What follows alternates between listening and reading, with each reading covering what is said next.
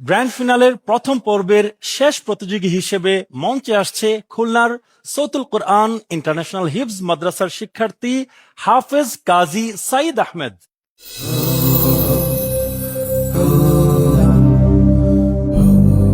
কাজী সাইদ আহমদ আমার ঘনিষ্ঠ বন্ধু।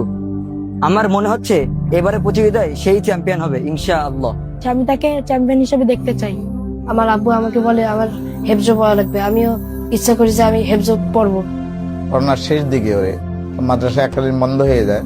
বন্ধ হয়ে যাওয়ার পরে ওর আম্মা দেখে যে ও নাজেরা মোটামুটি ভালোই পড়তেছে।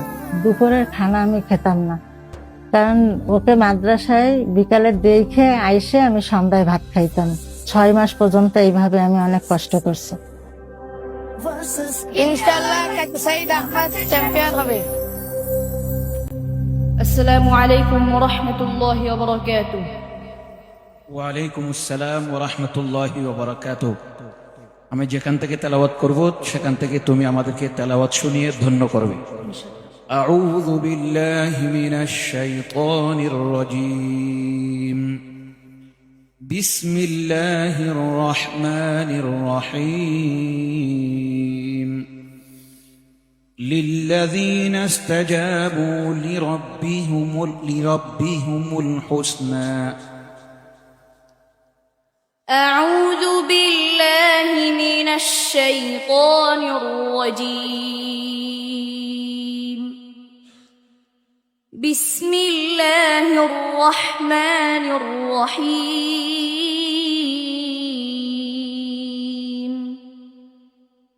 للذين استجابوا لربهم الحسنى والذين لم يستجيبوا له لو أن لهم ما في الأرض جميعا ومثله معه لافتدوا به أولئك لهم سوء الحساب ومأواهم جهنم وبئس المهاد.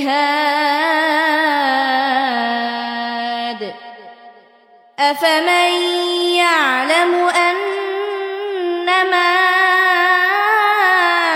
أنزل إليك من ربك الحق كمن هو أعمى إنما يتذكر أولو الألباب.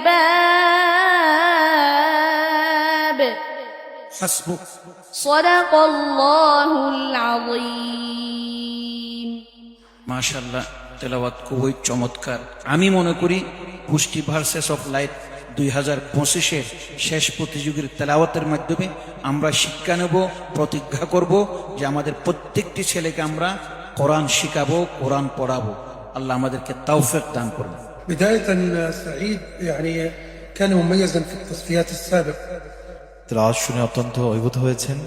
তিনি বললেন ইতিপূর্বে যে পর্বগুলো গিয়েছিল সেখানে অন্যান্য যে পার্টিসিপেন্টসরা ছিল এদেরকে জাজেস প্যানেল থেকে ওয়াকফ ইবতিদার বিষয়টা থামা এবং শুরু, দাড়ি এবং কমা, এই বিষয়ে বারবার বলা হয়েছে। তিনি বললেন যে আজকের এই গ্র্যান্ড ফিনালেতে তিনি 4 জনের পড়াই শুনেছেন, সকলেই মাশাআল্লাহ এই বিষয়ে ভালো করেছে এবং তিনি সাঈদের উজ্জ্বল ভবিষ্যৎ কামনা করে দোয়া করলেন। আসসালামু আলাইকুম ওয়া রাহমাতুল্লাহি ওয়া বারাকাতুহু।